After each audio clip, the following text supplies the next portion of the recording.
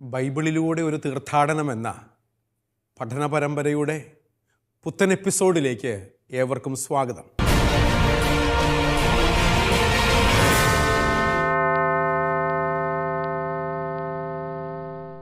കഴിഞ്ഞ ഏതാനും ചില എപ്പിസോഡുകളിലായി യോഹന്നാൻ്റെ സുവിശേഷം 18-19 അധ്യായങ്ങളിൽ നമ്മൾ കാണുന്ന നമ്മുടെ കർത്താവിനെ ക്രൂശ് മരണത്തിന് വിധിക്കുന്ന ഭാഗങ്ങളെ 7 രംഗങ്ങളായി ചിത്രീകരിച്ചുകൊണ്ടാണ് നമ്മൾ പഠിച്ചുകൊണ്ടിരിക്കുന്നത്.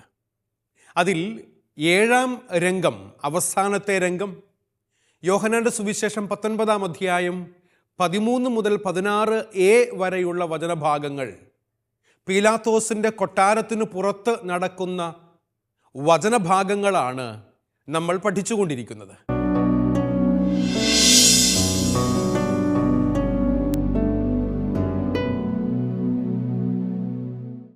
ഈ വചനഭാഗം നമ്മുടെ കർത്താവിനെ വിധിയാളനായ മനുഷ്യപുത്രനായി അവതരിപ്പിക്കുന്നു എന്നുള്ളതാണ് ഏറ്റവും പ്രധാനപ്പെട്ട ഒരു കാര്യമായി ചൂണ്ടിക്കാണിക്കാനുള്ളത്. മനുഷ്യപുത്രൻ എന്ന നിലയിൽ വിധിയാളൻ എന്ന മിശിഹായുടെ വ്യക്തിത്വവും ഇവിടെ പ്രഖ്യാപിക്കപ്പെടുന്നതായി ബൈബിൾ വ്യാഖ്യാതാക്കൾ അവകാശപ്പെടുന്നുണ്ട്. എന്ന് പറഞ്ഞാൽ മിശിഹായുടെ വ്യക്തിത്വം വിധിയാളനായ ദൈവപിതാവുമായി ചേർന്ന് പുത്രനായ യേശുക്രിസ്തുവിനുള്ള അധികാരത്തെ സൂചിപ്പിക്കാനാണ് ഇവിടെ ബൈബിൾ വ്യാഖ്യാതാക്കൾ, ദ സ്കോളേഴ്സ്, അവകാശപ്പെടുന്ന ഒരു ഭാഗം. അതുകൊണ്ടാണ് യോഹന്നാൻ്റെ സുവിശേഷം 15-ാം അധ്യായത്തിൻ്റെ 9-ാം തിരുവചനത്തിൽ പീലാത്തോസ് ഈശോയെക്കുറിച്ച് ഇതാ മനുഷ്യൻ എന്ന് പറയുന്ന പ്രഖ്യാപനവും, തുടർന്ന് 19-ാം അധ്യായത്തിൽ തന്നെ 11-ാമത്തെ വാക്യത്തിൽ ഉന്നതത്തിൽ നിന്നും നൽകപ്പെട്ടില്ലായിരുന്നുവെങ്കിൽ എൻ്റെ മേൽ ഒരധികാരവും നിനക്കുണ്ടാകുമായിരുന്നില്ല എന്നുള്ള ഈശോയുടെ വാക്കുകളും ഇത് സൂചിപ്പിക്കുന്നുണ്ട്. മനുഷ്യൻ എന്ന പ്രഖ്യാപനം, മനുഷ്യപുത്രൻ എന്ന പ്രഖ്യാപനമായിട്ടാണ് ബൈബിൾ സ്കോളേഴ്സ്, ബൈബിൾ പണ്ഡിതന്മാർ വ്യാഖ്യാനിക്കുന്നത്. മാത്രവുമല്ല, കൽത്തളത്തിൽ പീലാത്തോസ് ഇരുന്നു എന്ന് പറയുവാൻ ഉപയോഗിക്കുന്ന വാക്കിന് ഇരുത്തി എന്ന അർത്ഥം വരാമെന്നും വ്യാഖ്യാതാക്കൾ പറയുന്നുണ്ട്. സൂചനാത്മകമായി ചിന്തിക്കുമ്പോൾ വിധിയാളൻ്റെ സ്ഥാനത്ത് ഇരിക്കുന്ന മിശിഹായെ സൂചിപ്പിക്കാനാണ് ഇപ്രകാരമുള്ള വാക്കുകൾ ഉപയോഗിക്കപ്പെട്ടിരിക്കുന്നത് എന്നതും സൂചനാത്മകമാണ്. പഴയ നിയമ പശ്ചാത്തലത്തിൽ മനുഷ്യപുത്രൻ വിധിയാളനാണ് എന്ന് ദാനിയേൽ പ്രവാചകൻ്റെ പുസ്തകം 7-ാം അധ്യായത്തിൻ്റെ 9 മുതൽ 14 വരെയുള്ള വാക്യങ്ങളിൽ നമ്മൾ വായിക്കുന്നുണ്ട്. മനുഷ്യപുത്രൻ വിധിയാളനായി പ്രത്യക്ഷപ്പെടുന്ന ഒരു അപ്പോക്കലിപ്റ്റിക് റൈറ്റിംഗ് ആണ് ദാനിയേൽ പ്രവാചകൻ്റെ ദർശന ഗ്രന്ഥം അഥവാ പ്രവചന ഗ്രന്ഥം എന്ന് നമുക്കറിയാം. അതുകൊണ്ട് തന്നെയും മനുഷ്യപുത്രൻ എന്ന നിലയിൽ വിധിയാളനായ മിശിഹായെ പീലാത്തോസ് ഔദ്യോഗികമായി ഇവിടെ പ്രഖ്യാപിക്കുകയാണ്. ഇതാ മനുഷ്യൻ എന്ന് പറഞ്ഞ് മനുഷ്യപുത്രനായ കർത്താവിനെ വിധിയാളനായി സൂചനാത്മകമായി പ്രഖ്യാപിക്കുന്നുണ്ട്. ജീവൻ്റെയും മരണത്തിൻ്റെയും കർത്താവാണ് വിധിയാളൻ എന്ന് പറയുന്നത്. നമ്മുടെ ജനനത്തെയും നമ്മുടെ മരണത്തെയും ഒരുപോലെ തന്നെ അധികാരത്തിന് വിധേയമാക്കിയവൻ, അപ്രകാരമുള്ള വിധി നടത്താൻ കഴിവുള്ളവനാണ് ദൈവപുത്രനായ മിശിഹ എന്നുള്ള ഓർമ്മപ്പെടുത്തൽ ഈ വചനഭാഗം നമുക്ക് നൽകുന്നുണ്ട്.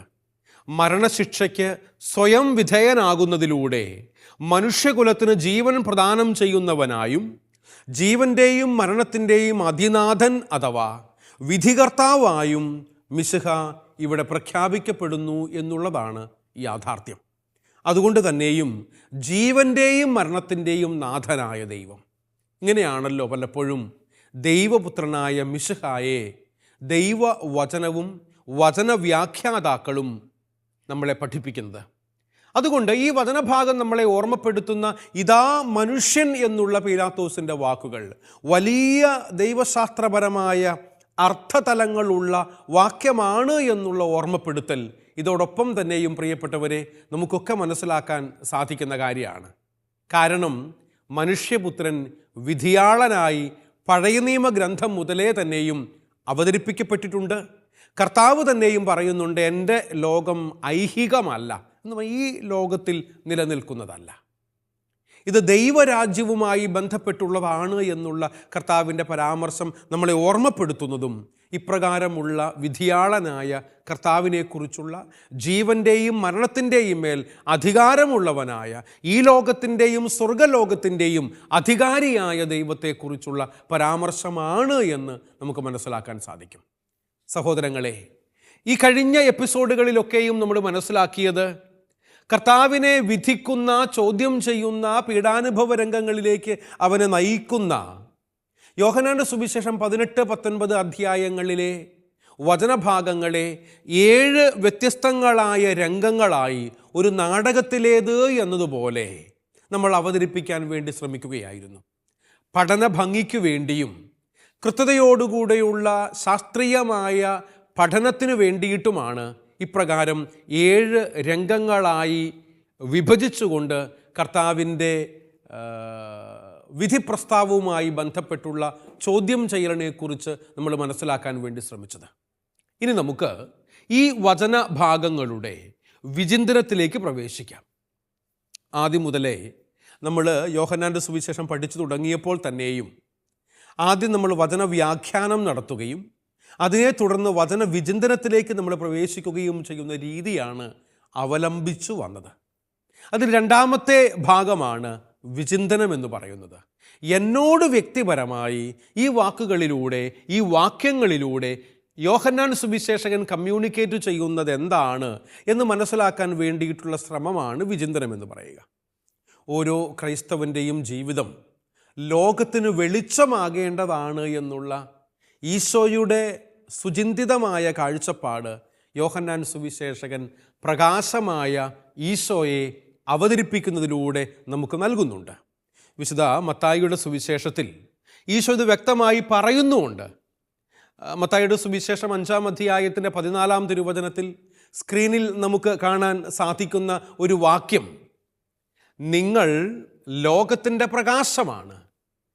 5-ാം അധ്യായം 14-ാം തിരുവചനമാണ്. നിങ്ങൾ ലോകത്തിൻ്റെ പ്രകാശമാണ് എന്ന് പറഞ്ഞുകൊണ്ട് കർത്താവ് പറയുന്ന ഈ വാക്യം വിശ്വാസികളായ നമ്മെ സംബന്ധിച്ചാണ്.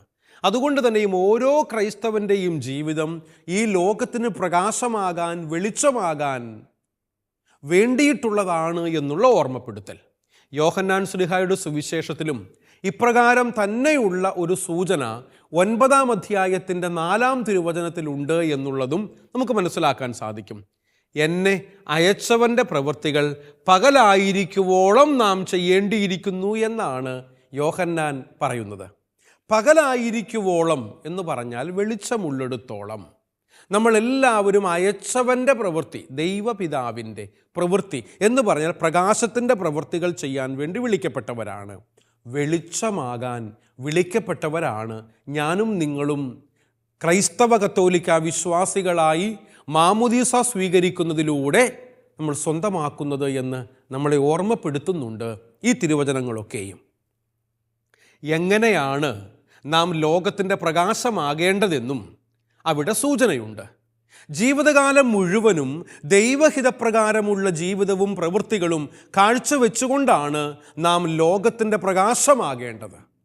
ലോകത്തിൻ്റെ പ്രകാശമാകേണ്ടത് എപ്രകാരമാണ് എന്ന് ചോദിച്ചാൽ ദൈവഹിതപ്രകാരമുള്ള ജീവിതം, ദൈവഹിതപ്രകാരമുള്ള സംസാരം, ദൈവഹിതപ്രകാരമുള്ള പ്രവൃത്തി എന്ന് പറഞ്ഞാൽ ദൈവത്തിൻ്റെ വചനത്തിൽ അടിയുറച്ച ജീവിതം നയിക്കുന്നവരാകുക. അപ്രകാരം ജീവിക്കുന്നവരാകുമ്പോൾ മത്തായി ശ്ലീഹായുടെ സുവിശേഷത്തിലും ഇപ്രകാരം തന്നെയും 5-ാം അധ്യായത്തിൻ്റെ 16-ാം തിരുവചനത്തിൽ വചനം ഇപ്രകാരം നമ്മളെ ഓർമ്മപ്പെടുത്തുന്നുണ്ട്. സ്ക്രീനിൽ നിങ്ങൾക്ക് ആ വചനം വീണ്ടും കാണാൻ സാധിക്കും. അപ്രകാരം മനുഷ്യർ നിങ്ങളുടെ പ്രവൃത്തികൾ കണ്ട് സ്വർഗസ്ഥനായ നിങ്ങളുടെ പിതാവിനെ മഹത്വപ്പെടുത്തേണ്ടതിന് നിങ്ങളുടെ വെളിച്ചം അവരുടെ മുൻപിൽ പ്രകാശിക്കട്ടെ. നിങ്ങളുടെ വെളിച്ചം എന്ന് പറഞ്ഞാൽ എന്താ അർത്ഥം? നിങ്ങൾ വെളിച്ചമാകാൻ, പ്രകാശമാകാൻ വിളിക്കപ്പെട്ടവരാണ് എന്ന് തന്നെയല്ലേ? അതുകൊണ്ട് തന്നെയും മറ്റുള്ളവർ നമ്മുടെ വെളിച്ചം കാണുന്നത് എങ്ങനെയാണ്? സ്വർഗസ്ഥനായ പിതാവിൻ്റെ പ്രവൃത്തികൾ നമ്മൾ ചെയ്യുന്നതിലൂടെയാണ്. ഇപ്രകാരം പ്രിയ സഹോദരങ്ങളെ, ഞാനും നിങ്ങളുമൊക്കെ മറ്റുള്ളവരുടെ മുമ്പിൽ ദൈവത്തിൻ്റെ പ്രവൃത്തികളെ വെളിപ്പെടുത്താൻ വേണ്ടിയിട്ട് വിളിക്കപ്പെട്ടവരാണ് എന്ന ബോധ്യത്തോടുകൂടിയുള്ള ജീവിതം നയിക്കണമെന്ന് നമ്മളെ ഓർമ്മപ്പെടുത്തുന്നുണ്ട്.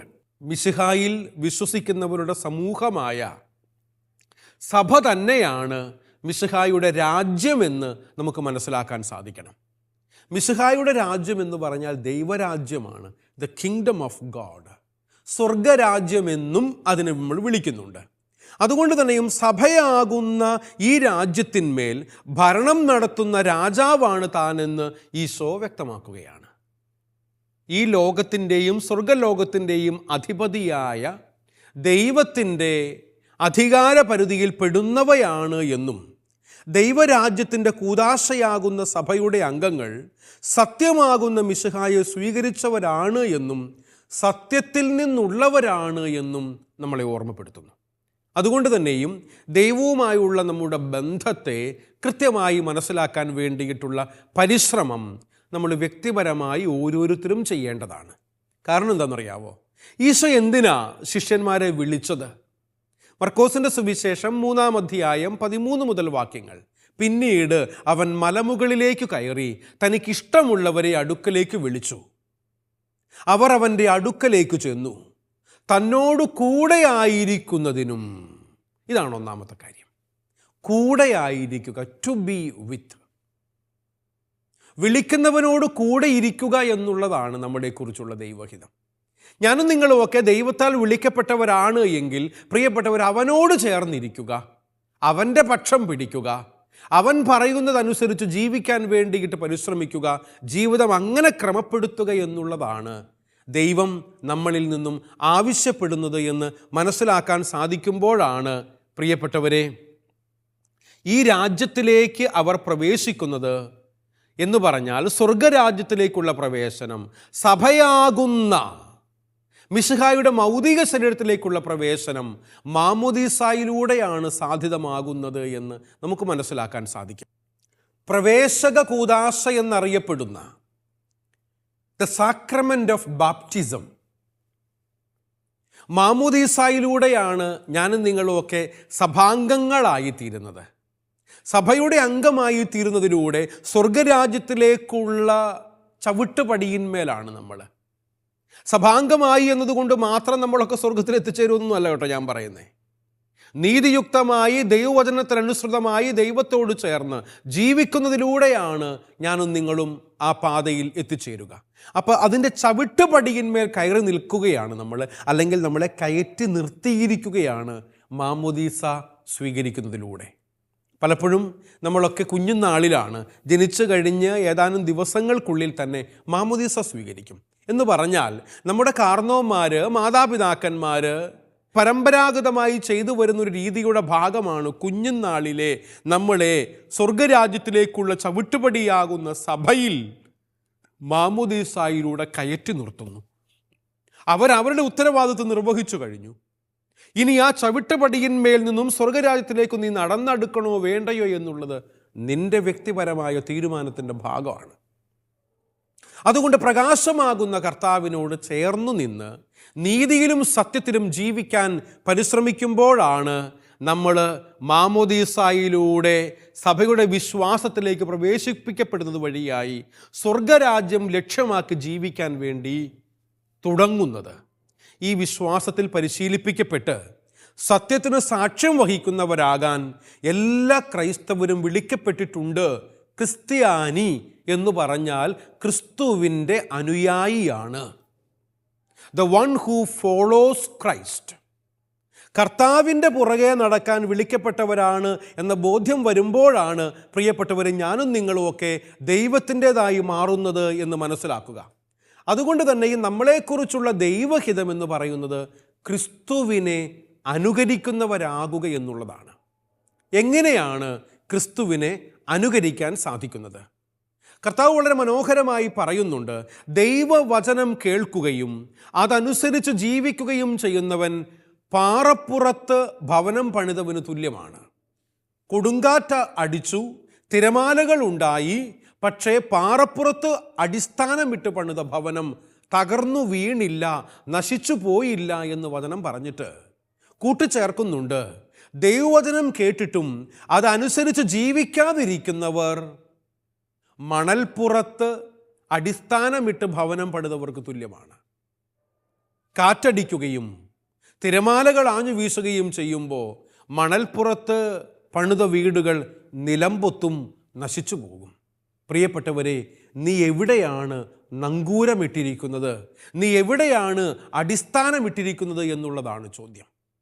കർത്താവിൻ്റെ തിരുവചനങ്ങളിൽ അടിസ്ഥാനമിട്ടുകൊണ്ട് ജീവിക്കുന്ന വ്യക്തിയാണ് നീ എങ്കിൽ ദൈവരാജ്യം നിനക്കുള്ളതാണ് എന്ന് നമ്മളെ ഓർമ്മപ്പെടുത്തുന്നതോടൊപ്പം തന്നെയും നീ എപ്പോഴാണോ ദൈവഹിതത്തിന് വ്യതിരേകമായി, വ്യത്യസ്തമായി, കോൺട്രഡിക്ടറിയായി ചിന്തിക്കുകയും പ്രവർത്തിക്കുകയും ചെയ്യുന്നത്, അതുവഴിയായി നീ ദൈവരാജ്യത്തിൽ നിന്നും അകലെയാകുന്നു എന്നുള്ള തിരിച്ചറിവ് നമുക്കെല്ലാവർക്കും ഉണ്ടാകണം. വിശുദ്ധ സിപ്രിയാൻ, സഭാപിതാവായ സിപ്രിയാൻ പുണ്യവാളൻ പറയുന്നുണ്ട്, പിശാചു മാത്രമേ തിരുസഭയ്ക്ക് വെളിയിലുള്ളൂ എന്ന് പറഞ്ഞാൽ ഈ ലോകത്തിലുള്ള എല്ലാ സൃഷ്ടവസ്തുക്കളെയും, പ്രത്യേകിച്ച് മനുഷ്യരെ, ദൈവത്തിൻ്റെ പരിശുദ്ധാത്മ അഭിഷേകത്തിൽ ക്രിസ്തുവിശ്വാസികളായി സഭാംഗങ്ങളാക്കി മാറ്റണമെന്നുള്ളതാണ് ദൈവഹിതമെന്ന് പറയുക. നമ്മളൊക്കെ ആ ദൈവത്തോട് ചേർന്നു നിൽക്കാൻ വേണ്ടി വിളിക്കപ്പെട്ടവരാണ് എന്ന ബോധ്യത്തിലേക്ക് വളരുമ്പോഴാണ് പ്രിയപ്പെട്ടവരെ സ്വർഗരാജ്യം ലക്ഷ്യമാക്കിക്കൊണ്ട് ജീവിക്കാൻ നമ്മളെ കൊണ്ട് സാധിക്കുകയുള്ളൂ.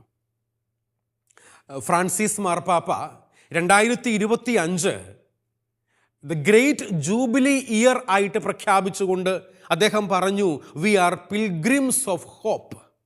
പ്രത്യാശയുടെ തീർത്ഥാടകരാണ് നമ്മളെല്ലാവരും. അതുകൊണ്ട് ഈ വർഷം നമ്മളൊക്കെ തീർത്ഥാടനം ചെയ്യണമെന്ന് മാർപ്പാപ്പ ആഹ്വാനം ചെയ്യുന്നുണ്ട്. ഏതെങ്കിലും തീർത്ഥാടന ദേവാലയങ്ങളിലേക്ക്, തീർത്ഥസ്ഥലങ്ങളിലേക്ക്, ധ്യാന കേന്ദ്രങ്ങളിലേക്ക്, ദൈവത്തിൻ്റെ പ്രത്യേകമായ ഇടപെടലുകൾ ഉണ്ടാകുന്ന ഇടങ്ങളിലേക്ക് നമ്മളൊക്കെയും തീർത്ഥയാത്ര ചെയ്യുന്നത് വഴിയായി നമുക്കൊക്കെയും ലഭിക്കുന്നത് പ്രത്യാശയോടുകൂടെ ദൈവരാജ്യം ലക്ഷ്യമാക്കിക്കൊണ്ട് ജീവിതത്തിൻ്റെ ഒരു മുന്നാസ്വാദനമാണ് എന്നുള്ള ഓർമ്മപ്പെടുത്തൽ ഫ്രാൻസിസ് മാർപ്പാപ്പ നൽകിയിട്ടാണ് അദ്ദേഹം കടന്നുപോയത്. പ്രിയപ്പെട്ടവരെ, പ്രത്യാശ നഷ്ടപ്പെടുത്താതെ തീർത്ഥാടകരായി, യാത്രക്കാരായി, സഞ്ചാരികളായി ഞാനും നിങ്ങളും ദൈവരാജ്യം ലക്ഷ്യം വെച്ചുകൊണ്ട് ജീവിക്കുന്നവരാകണം. ദൈവരാജ്യം ലക്ഷ്യം വെച്ചുകൊണ്ട് ജീവിക്കുക എന്ന് പറയുമ്പോൾ മനുഷ്യൻ്റെ സുഖദുഃഖങ്ങളിൽ ഇടപെട്ടുകൊണ്ട് തന്നെയും ദുഃഖിക്കുന്നവരോടൊപ്പം ദുഃഖിക്കാനും സന്തോഷിക്കുന്നവരോടൊപ്പം സന്തോഷിക്കാനും നമുക്ക് സാധിക്കണം. ഖലീൽ ജിബ്രാൻ എന്നു പേരുള്ള ഒരു ഫിലോസോഫിക്കൽ റൈറ്റർ ഉണ്ടല്ലോ. അദ്ദേഹത്തിൻ്റെ ഏറെ പ്രസിദ്ധമായ ദ പ്രോഫറ്റ്, പ്രവാചകൻ എന്ന് ട്രാൻസ്ലേറ്റ് ചെയ്തിരിക്കുന്ന, ഒരുപക്ഷെ ഈ കാലഘട്ടം കണ്ട ഏറ്റവും നല്ല ബെസ്റ്റ് സെല്ലർ എന്ന പുസ്തകം 100-ലധികം ഭാഷകളിലേക്ക് തർജ്ജമ ചെയ്യപ്പെട്ടിരിക്കുന്ന, ഒത്തിരിയേറെ പ്രാവശ്യം റീപ്രിൻ്റ് ചെയ്യപ്പെട്ട മനോഹരമായ ഞാൻ വായിച്ച പുസ്തകങ്ങളിൽ ഒന്നാണ് ദ പ്രോഫറ്റ്, ഖലീൽ ജിബ്രാൻ. ആ പുസ്തകത്തിൽ ഒരു സഞ്ചാരിയെപ്പോലെ നടന്നു നീങ്ങുമ്പോൾ, ഒരു നാട്ടിൻപുറത്തുള്ള ഒരു മാടക്കടയുടെ മുമ്പിൽ വന്ന് നിൽക്കുമ്പോൾ, അവിടെയുള്ള നാട്ടുകാരനായ ഒരു മനുഷ്യൻ സംസാരമധ്യേ ഈ സഞ്ചാരിയോട് പറയുന്നുണ്ട്, ഈ കാണുന്ന മലയുടെ മുകളിൽ വിശുദ്ധനായ ഒരു മനുഷ്യൻ താമസിക്കുന്നുണ്ട്. സഞ്ചാരിക്ക് പരിചയപ്പെടുത്തി കൊടുക്കുക. ആ നാട് പരിചയപ്പെടുത്തിക്കൊണ്ട് സഞ്ചാരിയോട് നാട്ടുകാരൻ പറയാണ്, ഈ മലയുടെ മുകളിൽ വിശുദ്ധനായ ഒരു മനുഷ്യൻ താമസിക്കുന്നുണ്ട്.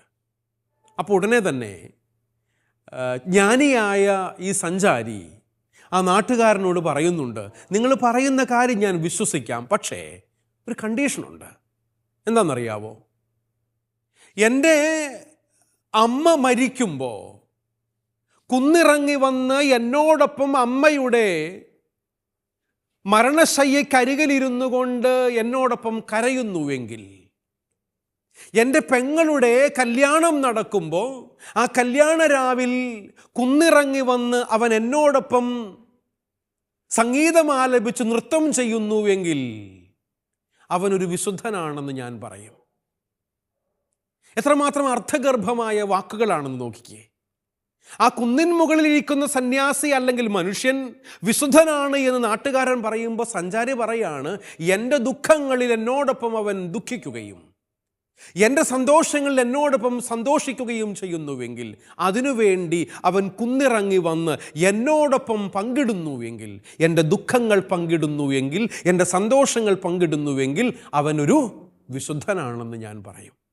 അതുകൊണ്ടല്ലേ ഇങ്ങനെ പറയുന്നത്, സന്തോഷം പങ്കിടുമ്പോൾ ഇരട്ടിയാകും, ദുഃഖങ്ങൾ സങ്കടങ്ങൾ പങ്കിടുമ്പോൾ പകുതിയാകും.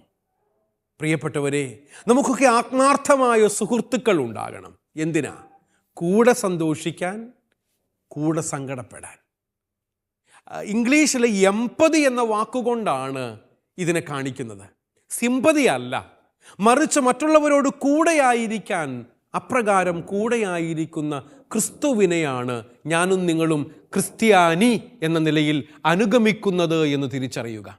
അതുകൊണ്ട് തന്നെയും കർത്താവിൻ്റെ ഹിതം തിരിച്ചറിഞ്ഞ് അവനോടൊപ്പം ഇറങ്ങിപ്പുറപ്പെട്ട ഞാനും നിങ്ങളുമൊക്കെ വിധിയാളനായ കർത്താവിനോട് ചേർന്ന് നിൽക്കാൻ വേണ്ടി പരിശ്രമിക്കുമ്പോൾ ജീവൻ്റെയും മരണത്തിൻ്റെയും നാഥനായ കർത്താവിൻ്റെ മക്കളായിട്ടാണ് ഞാനും നിങ്ങളും ജീവിക്കുന്നത് എന്ന് മനസ്സിലാക്കുക. അപ്രകാരമുള്ള ഒരു ജീവിതത്തെക്കുറിച്ചാണ് ദൈവത്തിൻ്റെ വചനം വിചിന്തനമായി നമ്മളെ ഓർമ്മപ്പെടുത്തിക്കൊണ്ട് പറയുന്നത്. കർത്താവിൻ്റെ ചോദ്യോത്തരവേളകൾ, വിധി പ്രസ്താവം നടത്താൻ വേണ്ടി അവനെ പീലാത്തോസിൻ്റെ മുൻപിൽ കൊണ്ടുചെന്ന് നിർത്തിയിട്ട് പ്രധാന പുരോഹിതന്മാർ ആക്രോശിച്ചുകൊണ്ട് അവനെ ക്രൂശിക്കാൻ വേണ്ടി പറയുമ്പോൾ പീലാത്തോസ് സീസറുമായുള്ള ബന്ധം നിലനിർത്താനുള്ള ആഗ്രഹത്തോടുകൂടെ ക്രൂശിതനാക്കാൻ അവനെ വിട്ടുകൊടുക്കുന്നു, നിരപരാധിയാണെന്ന് തിരിച്ചറിഞ്ഞിട്ടുകൂടിയും ദൈവത്തിൻ്റെ സ്വരം കേൾക്കാനും അതിനനുസൃതമായി കാര്യങ്ങൾ ക്രമീകരിക്കുവാനും തയ്യാറാകുന്നില്ല എങ്കിൽ നാം ലോകത്തിൻ്റെ പ്രലോഭനങ്ങൾക്ക് അടിമപ്പെടുന്നതിൻ്റെ ഉദാഹരണമായി അവയെ കാണേണ്ടി വരുമെന്നുള്ളത് ഒരു യാഥാർത്ഥ്യമാണ്. സഹോദരങ്ങളെ, ഞാനും നിങ്ങളുമൊക്കെ ദൈവത്തിൻ്റെ ഹിതം എന്താണെന്ന് മനസ്സിലാക്കി അതനുസരിച്ച് ജീവിക്കാൻ പരിശ്രമിക്കണം. അതല്ലാതെ ഈ ലോകത്തിൻ്റെ ലൗകികമായ പ്രലോഭനങ്ങൾക്ക് അടിമപ്പെട്ട് ലോകപ്രലോഭനങ്ങളിൽ ജീവിക്കാൻ വേണ്ടി പരിശ്രമിക്കുമ്പോൾ ഞാനും നിങ്ങളുമൊക്കെ ദൈവരാജ്യത്തിൽ നിന്നും അകലെയാകുന്നു. അതിനാൽ തന്നെ വിധി കൊണ്ട് ഞാനും നിങ്ങളുമൊക്കെ ദൈവരാജ്യത്തിന് പുറത്താകുന്നു എന്നുള്ള യാഥാർത്ഥ്യം തിരിച്ചറിയുക. ഒരു കാര്യം വ്യക്തമാണ്, ദൈവം ആരെയും ശിക്ഷിക്കുകയോ ശപിക്കുകയോ ചെയ്യുന്നില്ല. നമ്മുടെ തന്നെ പ്രവൃത്തികളുടെ പരിണിത ഫലമായിട്ടാണ് ശിക്ഷയും ശാപവുമൊക്കെ നമ്മുടെ മേൽ വന്നു പതിക്കുന്നത് എന്നുള്ളതാണ് യാഥാർത്ഥ്യം. ഇതാണ് തിരുസഭാ മാതാവ് നമ്മളെ പഠിപ്പിക്കുന്ന മതബോധനമെന്ന് ഓർമ്മിക്കുക. നമ്മുടെ വിശ്വാസ സംഗ്രഹമനുസരിച്ച് ഞാനും നിങ്ങളുമൊക്കെ തിരിച്ചറിയേണ്ട ഒരു യാഥാർത്ഥ്യം ഇതുതന്നെയാണ്. എന്ന് പറഞ്ഞാൽ ദൈവം വിധിയാളനാണെങ്കിലും ശിക്ഷിക്കുന്നവനോ ശപിക്കുന്നവനോ അല്ല. നീ നന്മ ചെയ്താൽ നിനക്ക് നല്ല പ്രതിഫലവും, നീ തിന്മ ചെയ്താൽ നിനക്ക് തിന്മയായ പ്രതിഫലവും ലഭിക്കുന്നു. അതുകൊണ്ട് ദൈവം ശിക്ഷിക്കുന്നു, ദൈവം ശപിക്കുന്നു എന്നൊക്കെയുള്ള പഴയ നിയമത്തിലെ ചില വചനങ്ങൾ ഉദ്ധരിച്ചു കൊണ്ടുള്ള വചനഭാഗങ്ങളെയൊക്കെയും യോഹന്നാന്റെ സുവിശേഷത്തിൻ്റെ 9-ാം അധ്യായത്തിൻ്റെ 1-2 വാക്യങ്ങളിലെ അന്ധനായി ജനിച്ച മനുഷ്യൻ ആരുടെ പാപം നിമിത്തമാണ് അന്ധനായി ജനിച്ചത്, ഇവൻ്റെയോ ഇവൻ്റെ മാതാപിതാക്കന്മാരുടെയോ പാപം നിമിത്തമാണോ എന്ന് കർത്താവിനോട് ചോദിക്കുമ്പോൾ കർത്താവ് കൊടുക്കുന്ന ഉത്തരം വ്യക്തമാക്കുന്നുണ്ട്. ഇവൻ്റെയോ ഇവൻ്റെ മാതാപിതാക്കന്മാരുടെയോ പാപം നിമിത്തമല്ല, മറിച്ച് ദൈവത്തിൻ്റെ അടയാളം ഇവിടെ പൂർണ്ണമാകാൻ വേണ്ടിയിട്ടും വെളിപ്പെടാൻ വേണ്ടിയിട്ടുമാണ് ഇവൻ ഇപ്രകാരം അന്ധനായി ജനിച്ചത്. പൂർവീക ശാപത്തെക്കുറിച്ചും അപ്രകാരമുള്ള ബന്ധനങ്ങളെക്കുറിച്ചുമൊക്കെ തെറ്റായ വികലമായ ചില പഠനങ്ങളും പഠിപ്പീരുകളുമൊക്കെ നടക്കുന്നുണ്ട് എന്നുള്ളത് ഒരു യാഥാർത്ഥ്യമാണ്. ചില ധ്യാന കേന്ദ്രങ്ങളെക്കുറിച്ചൊക്കെ അപ്രകാരമുള്ള ചില തെറ്റിദ്ധാരണ പരത്തുന്ന പഠനങ്ങളൊക്കെ നൽകുന്നു എന്നുള്ള ചില ചിന്തകളൊക്കെ സഭാധികാരികൾ പങ്കുവെക്കുന്നതായി കേട്ടിട്ടുണ്ട്. അതുമായി ബന്ധപ്പെട്ട് മനസ്സിലാക്കുമ്പോൾ ദൈവം നമ്മളെ ആരെയും ശിക്ഷിക്കാൻ വേണ്ടി അല്ലെങ്കിൽ ശപിക്കാൻ വേണ്ടി വെമ്പൽ കൊണ്ട് നിൽക്കുന്നവനല്ലെന്നും നമ്മുടെ തെറ്റുകുറ്റങ്ങളൊക്കെയും ക്ഷമിച്ച് നമുക്കെല്ലാവർക്കും സ്വർഗരാജ്യം നേടിത്തരാൻ വേണ്ടി ആഗ്രഹിക്കുന്നവനാണ്, അതിനുവേണ്ടി കുരിശുമരണം ഏറ്റെടുത്തവനാണ് എന്നുള്ള ബോധ്യം. അതുകൊണ്ട് തന്നെയും പ്രിയ സഹോദരങ്ങളെ ഓർക്കുക, ഓരോ ക്രൈസ്തവനും മിശിഹായ്ക്ക് വേണ്ടി ജീവിക്കുന്നവരായി മാറണം. ഇതാണ് നമ്മുടെ ഉത്തരവാദിത്വം. ഓരോ ക്രൈസ്തവനും ക്രിസ്തു ശിഷ്യനും ക്രിസ്തുവിന് വേണ്ടി ജീവിക്കുന്നവരായി തീരണം. സഹനം ക്രിസ്തീയ ജീവിതത്തിൻ്റെ ഒരവശ്യ ഘടകമാണ്. ആരെങ്കിലും എന്നെ അനുഗമിക്കാൻ ആഗ്രഹിക്കുന്നു എങ്കിൽ, നമുക്ക് സ്ക്രീനിൽ ആ വചനം കാണാൻ സാധിക്കുന്നുണ്ടല്ലോ അല്ലേ? നോക്കിക്കേ, ലൂക്കാസ് സുവിശേഷം 9-ാം അധ്യായം 23-ാം തിരുവചനമാണ്.